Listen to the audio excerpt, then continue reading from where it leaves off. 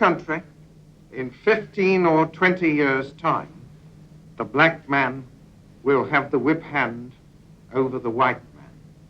It's a speech which, 50 years on, still rears its head when the topic of immigration is raised. On the 20th of April 1968, the Conservative MP Enoch Powell spoke against mass immigration at the party's political centre in Birmingham, in what is known as the Rivers of Blood speech. The speech was critical of the Race Relations Bill, which later that year became an Act of Parliament. The new legislation made it illegal to refuse housing, employment and public services to people on the basis of race. Powell believed it would be used to discriminate against the established white population.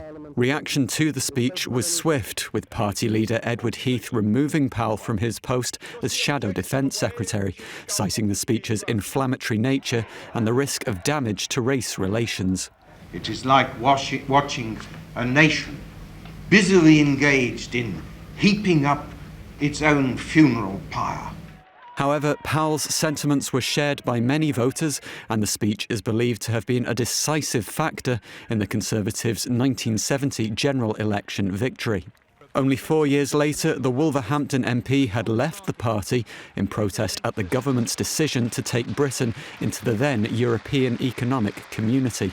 The Rivers of Blood speech is also linked with the increase in hostility and violence towards immigrants and coincided with the formation and rise of the far-right National Front Party. Although Powell sought a moderate approach to the issue of immigration, the language he used appealed to the ethnic nationalist and racial separatist views of the NF. Do you feel that any of the support for him may be because people feel that he was standing up and speaking his mind, rightly or wrongly, when so many politicians are felt to be mealy-mouthed on these controversial issues?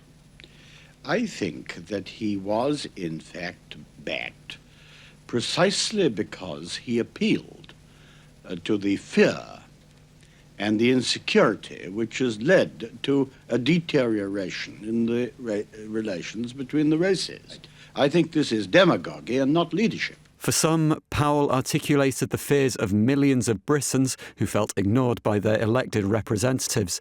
For others, the speech was an incitement to racial hatred which pandered to ill-informed populist feeling.